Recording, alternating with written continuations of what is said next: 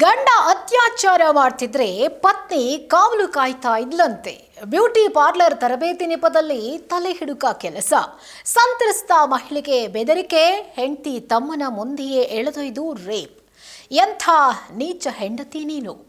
ಇದು ಈ ಹೊತ್ತಿನ ವಿಶೇಷ. ನಾನು ಸುಧಾಗೌಡ. ನೋಡಿ, ಈ ಲೈನ್ಸ್ಗಳನ್ನು ಕೇಳ್ತಾ ಇದ್ರೆ ಎಂಥವ್ರಿಗಾದ್ರೂ ರಕ್ತ ಕುದಿಯುತ್ತೆ. ಎಂಥ ಗಂಡ ಹೆಂಡತಿರಪ್ಪ ಇವರು ಅಂಥೇಳಿ. ಗಂಡ ಹೆಂಡತಿ ಸಂಬಂಧ ಅಂತಂದರೆ ಆ ಸಂಬಂಧದಲ್ಲಿ ಮೂರನೆಯವರ ಪ್ರವೇಶ ಆಗಲೇಬಾರದು ಅಂಥೇಳಿ ಎಲ್ಲ ಹೆಣ್ಮಕ್ಳು ಬಯಸ್ತಾರೆ. ಹೆಚ್ಚಾಗಿ ಹೆಂಡತಿಯನ್ನು ಪ್ರೀತಿ ಮಾಡುವಂಥವರು ಕೂಡ ಅದನ್ನೇ ಬಯಸ್ತಾರೆ. ಆದರೆ ತನ್ನ ಗಂಡನ ಎಲ್ಲ ಕೊರತೆಗಳನ್ನು ನೀಗಿಸುವಂಥ ಏಕೈಕ ವ್ಯಕ್ತಿ ಅಂತಂದರೆ ಅದು ಹೆಂಡತಿ ಮಾತ್ರ. ತನ್ನ ಗಂಡನ ಎಲ್ಲ ಆಸೆಗಳನ್ನು ಪೂರೈಸುವಂಥದ್ದು ಹೆಂಡತಿಯೇ, ಹೆಂಡತಿ ಎಲ್ಲ ಆಸೆಗಳನ್ನು ಪೂರೈಸುವಂಥದ್ದು ಗಂಡನೇ. ಅವರಿಬ್ಬರ ಮಧ್ಯೆ ಯಾರೂ ಬರಬಾರ್ದು ಅನ್ನುವಂಥ ಒಂದು ಗುಟ್ಟು ದಾಂಪತ್ಯದಲ್ಲಿ ಯಾವಾಗಲೂ ಕೂಡ ಇರಲೇಬೇಕು. ಆದರೆ ಈ ಸ್ಟೋರಿ ನಿಜಕ್ಕೂ ಹೆಂಗಿದೆ ಅಂತಂದರೆ, ಈ ಥರದಲ್ಲೂ ಗಂಡ ಹೆಂಡತಿ ಇರ್ತಾರಾ, ಹಿಂಗೂ ಇರ್ತಾರಾ ಗಂಡ ಹೆಂಡತಿ ಅನ್ನುವಂಥ ಪ್ರಶ್ನೆಗಳನ್ನು ಹುಟ್ಟು ಹಾಕಿದೆ. ಈ ಸ್ಟೋರಿಯನ್ನು ಕೇಳ್ತಾ ಇದ್ರೆ ಅಸಹ್ಯ ಅನಿಸುತ್ತೆ, ವಾಕರಿಕೆ ಬರುತ್ತೆ. ಎಂಥ ನೀಚರಪ್ಪ ಇವರು ಅಂಥೇಳಿ ಅನಿಸುತ್ತೆ. ಆದರೆ ನೀಚ ಕೆಲಸ ಮಾಡಿದವರಿಗೆ ಖಂಡಿತ ಶಿಕ್ಷೆಯಂತೂ ಆಗೇ ಆಗತ್ತೆ. ಯಾಕಂದರೆ ಜಗತ್ತಿನಲ್ಲಿ ಯಾರೂ ಮಾಡದಂಥ, ಯಾರೂ ಊಹಿಸಲು ಸಾಧ್ಯವಾಗದಂಥ ಕೆಲಸ ಮಾಡಿರೋದು ಆ ನೀಚ ಹೆಂಡತಿ, ಆ ನೀಚ ಗಂಡ. ಇಂಥವ್ರಿಗೆ ಏನು ಶಿಕ್ಷೆ ಕೊಟ್ಟರೂ ಕಡಿಮೆ. ಹಾಗಿದ್ರೆ ಆ ನೀಚ ಹೆಂಡತಿ ಮಾಡಿದಂಥ ಕೆಲಸ ಏನು, ಆ ನೀಚ ಗಂಡ ಮಾಡಿದಂಥ ಕೆಲಸ ಏನು ಹೇಳ್ತಾ ಹೋಗ್ತೀನಿ. ಈ ವಿಡಿಯೋವನ್ನು ಕಂಪ್ಲೀಟಾಗಿ ಕೊನೆಯವರೆಗೂ ನೋಡಿ. ಹಾಗೆ ಈ ಗಂಡ ಹೆಂಡತಿ ಸಂಬಂಧ ಇದೆಯಲ್ಲ, ಆ ಒಂದು ಸಂಬಂಧಕ್ಕೆ ಬಿದ್ದು ಕೊನೆಗೆ ಅವರು ಏನಾದರೂ ಅನ್ನೋದನ್ನು ಕೂಡ ನಾವು ಅರ್ಥ ಮಾಡ್ಕೊಳ್ಬೇಕು. ಯಾವುದೇ ಒಂದು ಕೆಲಸಕ್ಕೆ ನಾವು ಕೈ ಹಾಕುವಾಗ ಅದರ ಪರಿಣಾಮ ಏನಾಗುತ್ತೆ ಅನ್ನೋದನ್ನು ಯೋಚನೆ ಮಾಡಿದ್ದಿದ್ರೆ ಬಹುಶಃ ಇಂಥ ಘಟನೆಗಳು ನಡೆಯೋದಿಲ್ಲ. ಆದರೆ ಎಷ್ಟು ರಾಜಾರೋಷವಾಗಿ ಇಂಥ ಕೆಲಸಗಳಿಗೆ ಕೈ ಹಾಕಿಬಿಡ್ತಾರೆ ಅಂತಂದರೆ, ಅಷ್ಟು ಈಸಿಯಾ ಇವೆಲ್ಲವೂ ಅನ್ನುವಂಥ ಪ್ರಶ್ನೆ ನಮ್ಮ ಮನಸ್ಸಲ್ಲಿ ಬರುತ್ತೆ. ಇಲ್ಲಿ ಭೂಪಾಲ ಮಧ್ಯಪ್ರದೇಶದಲ್ಲಿ ನಡೆದಿರುವಂಥ ಒಂದು ರೋಚಕ ಸ್ಟೋರಿ ಅಂತ ಹೇಳ್ಬೋದು, ರೋಚಕ ಕ್ರೈಮ್ ಸ್ಟೋರಿ ಅಂತ ಹೇಳ್ಬೋದು. ಗುಲಾಬ್ಗಂಜ್ ನಿವಾಸಿಯಾಗಿರುವಂಥ ಒಬ್ಬ ಮಹಿಳೆ, ಯಾಸ್ಮೀನ್ ಖಾನ್ ಅಂಥೇಳಿ ಆಕೆಯ ಹೆಸರು. ಆಕೆ ಬ್ಯೂಟಿ ಪಾರ್ಲರನ್ನು ನಡೆಸ್ತಾ ಇರ್ತಾಳೆ. ಜೊತೆಗೆ ಅಲ್ಲಿ ಸ್ಥಳೀಯ ಹೆಣ್ಣು ಮಕ್ಕಳಿಗೆ ಬ್ಯೂಟಿ ಪಾರ್ಲರ್ ತರಬೇತಿಯನ್ನು ಕೂಡ ಕೊಡ್ತಾ ಇರ್ತಾಳೆ. ನೋಡಿ, ಇತ್ತೀಚೆಗೆ ಈ ಬ್ಯೂಟಿ ಪಾರ್ಲರ್ಗಳು, ಮಸಾಜ್ ಸೆಂಟರ್ಗಳಲ್ಲಿ ನಡೀತಾ ಇರುತ್ತೆ. ಅದು ಯಾವ ಧೈರ್ಯದ ಮೇಲೆ ಆ ಥರದ ಕೆಲಸಗಳನ್ನು ಮಾಡ್ತಾರೋ ಗೊತ್ತಿಲ್ಲ.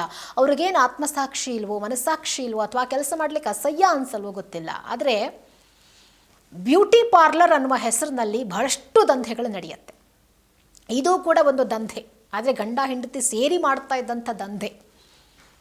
ಅಲ್ಲಿ ಪಾಪ ಎಷ್ಟೋ ಜನ ಹೆಣ್ಮಕ್ಳು ಆಕೆ ನಮ್ಮ ಜೀವನಕ್ಕೆ ಏನೋ ಒಂದು ದಾರಿ ತೋರಿಸ್ತಾಳೆ, ಬ್ಯೂಟಿ ಪಾರ್ಲರ್ ತರಬೇತಿಯನ್ನು ಕೊಡ್ತಾಳೆ, ನಾವು ಅದರಿಂದ ನಮ್ಮ ಜೀವನವನ್ನು ಕಟ್ಕೊಳ್ಬಹುದು ಅಂಥೇಳಿ ನಂಬಿ ಹೋದಂಥ ಹೆಣ್ಣು ಮಕ್ಕಳಿಗೆ ಮಾಡಿದ್ದಿದೆಯಲ್ಲ ಮೋಸ, ಅದನ್ನು ಯಾರೂ ಕೂಡ ಕ್ಷಮಿಸೋಕೆ ಸಾಧ್ಯ ಇಲ್ಲ. ಅಂಥ ಮೋಸ ಆಕೆ ಮಾಡ್ತಾ ಇದ್ಲು. ಈ ಬ್ಯೂಟಿ ಪಾರ್ಲರ್ನಲ್ಲಿ ಆ ಯಾಸ್ಮಿನ್ ಗಂಡ ಶರೀಫ್ ಖಾನ್ ಅಂಥೇಳಿ ಆತನ ಹೆಸರು, ಆತ ಕೂಡ ಪಾರ್ಲರ್ಗೆ ಬರ್ತಾ ಇದ್ದ. ಆದರೆ ಆತ ಮಾಡ್ತಾ ಇದ್ದಂಥ ಕೆಲಸ ಯಾವುದೋ ಬೇರೆ ಇತ್ತು. ಆದರೆ ಹೆಂಡತಿ ಜೀವನಕ್ಕಾಗಿ ಆ ಬ್ಯೂಟಿ ಪಾರ್ಲರ್ ನಡೆಸ್ತಾ ಇದ್ಲು, ಜೊತೆಗೆ ಆ ಬ್ಯೂಟಿ ಪಾರ್ಲರ್ನಲ್ಲಿ ತರಬೇತಿಯನ್ನು ಕೊಡ್ತಾ ಇದ್ಲು. ಜೀವನ ಹಾಗೆ ಇದ್ದಿದ್ರೆ ಎಷ್ಟೋ ಚೆನ್ನಾಗಿರ್ತಿತ್ತು ಅಂತ ಅನಿಸುತ್ತೆ. ಆದರೆ ಸುಮಾರು ದಿನಗಳ ಕಾಲ ಇದೇ ರೀತಿಯಾಗಿ ನಡ್ಕೊಂಡು ಹೋಗುತ್ತೆ. ಅದು ಯಾವಾಗ ಅವ್ರ ಬ್ಯಾಡ್ ಟೈಮ್ ಶುರುವಾಯಿತೋ ಗೊತ್ತಿಲ್ಲ, ಅಥವಾ ಅದು ಯಾವಾಗ ನೀಚ ಬುದ್ಧಿ ಅವರ ಒಂದು ತಲೆಗೆ ಬಂದು ಹೊಕ್ಕಿತೋ ಗೊತ್ತಿಲ್ಲ. ಒಬ್ಬ ಸಂತ್ರಸ್ತೆ ಆ ಬ್ಯೂಟಿ ಪಾರ್ಲರ್ಗೆ ಬರ್ತಾಳೆ. 4 ತಿಂಗಳ ಹಿಂದೆ ಆ ಸಂತ್ರಸ್ತೆಗೆ ತನ್ನ ಮನೆಗೆ ಬರುವಂತೆ ಆ ಯಾಸ್ಮಿನ್ ಹೇಳ್ತಾಳೆ, ಮನೆಗೆ ಬಾ, ನಾನು ನಿಮಗೆ ಬ್ಯೂಟಿ ಪಾರ್ಲರ್ ಟ್ರೈನಿಂಗ್ ಕೊಡ್ತೀನಿ ಅಂಥೇಳಿ ಒಬ್ಬ ಮಹಿಳೆಯನ್ನು ಆ ಯಾಸ್ಮಿನ್ ಅನ್ನುವಂಥವಳು ಕರೆಸ್ಕೊಳ್ತಾಳೆ. ಸಂತ್ರಸ್ತೆ ಮನೆಗೆ ಹೋದಾಗ ಅಲ್ಲಿ ಯಾಸ್ಮಿನ್ ಅನ್ನುವಂಥ ಆ ಬ್ಯೂಟಿ ಪಾರ್ಲರ್ ಮಹಿಳೆ ಇರೋದಿಲ್ಲ. ಅಲ್ಲಿ ಆಕೆಯ ಗಂಡ ಶರೀಫ್ ಖಾನ್ ಕೂತಿರ್ತಾನೆ. ತಾನು ಬಂದಿರೋದು ಆ ಯಾಸ್ಮಿನ್ ಅನ್ನೋಳನ್ನ ಮೀಟ್ ಮಾಡಲಿಕ್ಕೆ. ಆದರೆ ಆಕೆ ಎಲ್ಲ ಆದರೆ ಮನೆಯಲ್ಲಿ ಆಕೆಯ ಗಂಡ ಇದ್ದಾನೆ. ಓಕೆ, ಯಾಸ್ಮಿನ್ ಅವರು ಬರೋವರೆಗೂ ಕೂಡ ನಾನು ಕಾಯ್ತೀನಿ ಅಂಥೇಳಿ ಪಾಪ ವೆಯ್ಟ್ ಮಾಡ್ತಾ ಇರ್ತಾಳೆ. ಆ ಕಾಯ್ತಾ ಇರುವಂಥ ಸಂದರ್ಭದಲ್ಲಿ ಆ ಯುವತಿಯ ಮೇಲೆ, ಆ ಸಂತ್ರಸ್ತೆಯ ಮೇಲೆ ಆ ಯಾಸ್ಮಿನ್ ಅನ್ನುವಂಥ ಬ್ಯೂಟಿ ಪಾರ್ಲರ್ ನಡೆಸ್ತಾ ಇದ್ದಂಥ ಮಹಿಳೆಯ ಗಂಡ ಶರೀಫ್ ಬಲವಂತವಾಗಿ ಆಕೆಯ ಮೇಲೆ ಅತ್ಯಾಚಾರ ಮಾಡಿಬಿಡ್ತಾನೆ. ನೋಡಿ, ಇವೆಲ್ಲವೂ ಕೂಡ ಜನವಸತಿ ಪ್ರದೇಶಗಳಲ್ಲಿ ನಡೆಯೋದಿಲ್ಲ. ಎಲ್ಲೆಲ್ಲೋ ಮನೆಗಳನ್ನು ಮಾಡ್ಕೊಂಡಿರ್ತಾರೆ, ಅಲ್ಲಿ ಅಕ್ಕಪಕ್ಕ ಏನೇ ನಡೆದ್ರೂ ಗೊತ್ತಾಗಲ್ಲ. ಆ ಥರದ ಜಾಗಗಳಲ್ಲಿ ಈ ಥರದ್ದೆಲ್ಲ ಚಟುವಟಿಕೆಗಳು ನಡೆಯುತ್ತೆ. ಪಾಪ ಆಕೆ ಅಸಹಾಯಕಳು, ಯಾರೂ ಇಲ್ಲ ಮನೆಯಲ್ಲಿ. ಪಾಪ ಆ ಹೆಣ್ಮಗಳು ಏನೋ ಬ್ಯೂಟಿ ಪಾರ್ಲರ್ ತರಬೇತಿ ಕೊಡ್ತಾಳೆ ಅಂಥೇಳಿ ನಂಬ್ಕೊಂಡು ಬಂದಿದ್ದಾಳೆ. ಆದರೆ ಅಲ್ಲಿ ಆಗಿದ್ದೇನು ಆಕೆಗೆ ಅತ್ಯಾಚಾರ. ಆಮೇಲೆ ಅತ್ಯಾಚಾರ ಮಾಡಿದ್ದಲ್ಲದೆ ಆ ಪಾಪಿ ಯಾರಿಗಾದರೂ ಈ ವಿಚಾರ ತಿಳಿಸ್ಬಿಟ್ರೆ ನಿನ್ನನ್ನು ಕೊಲೆ ಮಾಡಿಬಿಡ್ತೀನಿ ಅಂಥೇಳಿ ಬೆದರಿಕೆ ಹಾಕ್ತಾನೆ. ಪಾಪ ಆ ಮಹಿಳೆ ಹೆದರುಕೊಂಡು ಸುಮಾರು 4 ತಿಂಗಳುಗಳ ಕಾಲ ಅತ್ಯಾಚಾರದ ವಿಚಾರವನ್ನು ಯಾರ ಮುಂದೆ ಕೂಡ ಹೇಳ್ಕೊಂಡಿರಲಿಲ್ಲ. ಆದರೆ ಎಷ್ಟು ದಿನ ಅಂತ ಮುಚ್ಚಿಟ್ಕೊಳ್ತಾಳೆ. ಒಂದು ದಿನ ಆ ಯಾಸ್ಮಿನ್, ಆ ಬ್ಯೂಟಿ ಪಾರ್ಲರ್ ಮಹಿಳೆಯ ಹತ್ರವೇ, ನಾನು ನಿಮ್ಮನ್ನು ಮೀಟ್ ಮಾಡಕ್ಕೆ ಬಂದಾಗ ನಿಮ್ಮ ಗಂಡ ನನ್ನ ಮೇಲೆ ಅತ್ಯಾಚಾರ ಮಾಡಿದ್ರು ಅಂತೇಳಿ ಹೇಳ್ಕೊಳ್ತಾಳೆ. ಯಾವುದೇ ಒಂದು ಹೆಣ್ಣಾದರೂ ಸರಿ, ತನ್ನ ಗಂಡ ಇನ್ನೊಂದು ಹೆಣ್ಣಿನ ಮೇಲೆ ಅತ್ಯಾಚಾರ ಮಾಡಿದ್ದಾನೆ ಅಂತ ಗೊತ್ತಾದಾಗ ಅದನ್ನು ಯಾವತ್ತೂ ಆಕೆ ಕ್ಷಮಿಸೋದಿಲ್ಲ. ಆ ಗಂಡನನ್ನು ಬಿಟ್ಟೇ ಹೊಟ್ಟೋಗ್ಬಿಡ್ತಾಳೆ. ಅಂಥ ಒಂದು ಪವರ್ ಇರುವಂಥದ್ದು ನಮ್ಮ ಹೆಣ್ಣುಮಕ್ಕಳಿಗೆ. ತನ್ನ ಗಂಡ ಇನ್ನೊಬ್ಬ ಹೆಣ್ಣಿನ ಮೇಲೆ ಕಣ್ಣು ಹಾಕಿದ್ರೂ ಕ್ಷಮಿಸೋದಿಲ್ಲ ನಮ್ಮ ಹೆಣ್ಣುಮಕ್ಕಳು. ಆದರೆ ಇನ್ನೊಂದು ಹುಡುಗಿಯನ್ನು ರೇಪ್ ಮಾಡಿದ್ದಾನೆ, ಆ ವಿಚಾರವನ್ನು ಆ ಹುಡುಗಿನೇ ಬಂದು ಹೇಳ್ತಿದ್ದಾಳೆ ಅಂದಾಗಲೂ ಕೂಡ ಆ ಯಾಸ್ಮಿನ್ ಅನ್ನುವಂಥ ಮಹಿಳೆ ಈ ವಿಚಾರವನ್ನು ಸೀರಿಯಸ್ಸಾಗಿ ತಗೊಳ್ಳೇ ಇಲ್ಲ. ನೋಡಿ ಎಂಥ ಮನಸ್ಥಿತಿ ಒಳ್ಳೆದು ಅಂಥೇಳಿ ಗಂಭೀರವಾಗಿ ತಗೊಳ್ಳೇ ಇಲ್ಲ. ಪಾಪ ಆಕೆಗೆ ಅನ್ಯಾಯ ಆಗಿದೆ, ಆಕೆ ಜೀವನ ಹಾಳಾಗಿದೆ, ಈಕೆಗೆ ಏನೂ ಅನಿಸಿಲ್ಲ. ಹಲವು ಬಾರಿ ಮನೆಗೆ ಕರೆಸ್ಕೊಂಡಿದ್ದಾಳೆ, ಒಂದಲ್ಲ ಎರಡಲ್ಲ ಹಲವು ಬಾರಿ ಮನೆಗೆ ಕರೆಸ್ಕೊಂಡು ಆಕೆಯನ್ನು ಬೆದರಿಸಿ ಗಂಡನೊಂದಿಗೆ ಮಲಗೋಕೆ ಕಳುಹಿಸ್ತಾ ಇದ್ಲಂತೆ. ನೋಡಿ ಎಂಥ ಘಟನೆ ಇದು. ಎಂಥ ಹೆಣ್ಣಿರ್ಬೋದು ಈಕೆ, ಎಂಥ ಹೆಂಡತಿ ಇರ್ಬೋದು. ಹೆಣ್ಣು ಕುಲಕ್ಕೆ ಇಂಥವರೆಲ್ಲ ಕಳಂಕ. ಯಾರೀ ಮಾಡ್ತಾರೆ ಇಂಥ ಕೆಲಸನ ಹೇಳಿ? ತನ್ನ ಗಂಡನಿಗೇನು ಬೇಕೋ ಅದನ್ನು ಕೊಡಬೇಕಾಗಿರೋದು ಈಕೆಯ ಹೆಂಡತಿಯಾದವಳ ಧರ್ಮ ಕರ್ತವ್ಯ. ಆದರೆ ತನ್ನ ಗಂಡನ ಜೊತೆ ಮಲಗೋದಕ್ಕೆ ಆ ಮಹಿಳೆಯನ್ನು ಹೆದರಿಸಿ ಬೆದರಿಸಿ ಮನೆಗೆ ಕರೆಸ್ಕೊಳ್ತಾಳೆ ಅಂತಂದರೆ ಆಕೆಯನ್ನು ನಾವಿನ್ಯಾವ ಪದಗಳಲ್ಲಿ ಬೈಬೇಕು?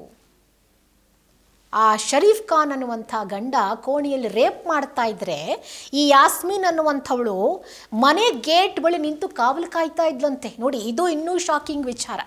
ಇಂಥ ಹೆಂಗಸರು ಇರ್ತಾರಾ ಪ್ರಪಂಚದಲ್ಲಿ ಅನ್ನುವಂಥ ಪ್ರಶ್ನೆ ಹುಟ್ಟುತ್ತೆ, ರೋಷ ಉಕ್ಕತ್ತೆ. ಅಂಥ ಹೆಣ್ಮಕ್ಳು ನಮ್ಮ ಕಣ್ಣು ಮುಂದೆ ಬಂದುಬಿಟ್ರೆ ಹಂಗೆ ಚುಚ್ಚಿ ಕೊಂದಾಕ್ಬಿಡೋಣ ಅನ್ನೋಷ್ಟು ಸಿಟ್ಟು ಬರುತ್ತೆ. ಯಾವ ಹೆಂಡತಿ ಈ ಕೆಲಸ ಮಾಡ್ತಾಳೆ ಯೋಚನೆ ಮಾಡಿ. ಆ ಕೆಲಸ ಈ ಹೆಂಡತಿ ಮಾಡಿದಾಳೆ ಅಂದರೆ ಅವಳು ಎಂಥ ನೀಚ ಹೆಂಗಸು ಅನ್ನೋದನ್ನು ಅರ್ಥ ಮಾಡ್ಕೊಳ್ಬೇಕು. ಪಾಪ ಆ ಮಹಿಳೆ ಅಟ್ಲೀಸ್ಟ್ ಈ ವಿಚಾರನ ಹೆಂಡತಿ ಹತ್ರ ಹೋಗಿ ಹೇಳ್ಕೊಂಡ್ರೆ, ಆ ಯಾಸ್ಮಿನ್ ಅವ್ರ ಹತ್ರ ಹೋಗಿ ಹೇಳ್ಕೊಂಡ್ರೆ ನನಗೊಂದು ನ್ಯಾಯ ಸಿಗುತ್ತೆ ಅಂಥೇಳಿ ಹೇಳ್ಕೊಂಡ್ಳು. ಆದರೆ ಅವಳು ಅದನ್ನೇ ಅಡ್ವಾಂಟೇಜ್ ಆಗಿ ತಗೊಂಡು ಹೆದರಿಸ್ಕೊಂಡು ನೀನು ದಿನಾ ಬಂದು ನನ್ನ ಗಂಡನ ಜೊತೆ ಮಲಗು ಅಂತ ಹೇಳಿ ಕರೆಸ್ಕೋತಾಳೆ ಅಂದರೆ ಆಕೆಗೆ ಎಷ್ಟು ಧೈರ್ಯ ಇರಬೇಡ, ಆಕೆಯ ಮನಸ್ಥಿತಿ ಎಷ್ಟು ಕೊಳಕಾಗಿರಬೇಡ. ಇನ್ನೂ ಒಂದು ವಿಚಾರ ಏನಪ್ಪ ಅಂತಂದರೆ, ಆಲ್ರೆಡಿ ಆಕೆಗೆ ಅನ್ಯಾಯ ಆಗಿದೆ, ಮತ್ತೆ ಪುನಃ ಬಾ ಅಂದರೆ ಯಾವ ಹೆಣ್ಮಗಳು ತಾನೇ ಬರ್ತಾಳೆ? ಬರದೇ ಹೋದರೆ ನಿನ್ನ ಮೇಲೆ ರೇಪ್ ಮಾಡಿರೋ ವಿಚಾರವನ್ನು ನಾನು ಪಬ್ಲಿಕ್ ಮಾಡಿಬಿಡ್ತೀನಿ, ನಿನ್ನ ಮರ್ಯಾದೆ ಹರಾಜಾಗ್ತೀನಿ ಅಂಥೇಳಿ ಹೆದರಿಸ್ತಾನೆ. ಪಾಪ ಆಕೆ ಮರ್ಯಾದೆಗೆ ಹೆದರುಕೊಂಡು ಕರೆದಾಗಲೆಲ್ಲ ಆತನ ಮನೆಗೆ ಹೋಗ್ತಾ ಇದ್ಲು.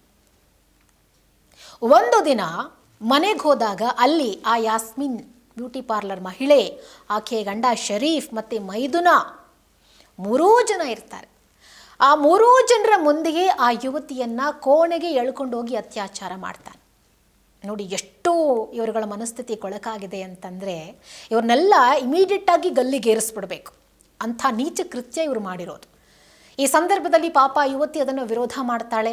ಆ ಸಂದರ್ಭದಲ್ಲಿ ಇಬ್ಬರ ನಡುವೆ ಜಗಳ ಆಗುತ್ತೆ. ಯಾವ ಹೆಣ್ಣುಮಗಳು ತಾನೇ ಸುಮ್ಮನಿರ್ತಾರೆ ಹೇಳಿ?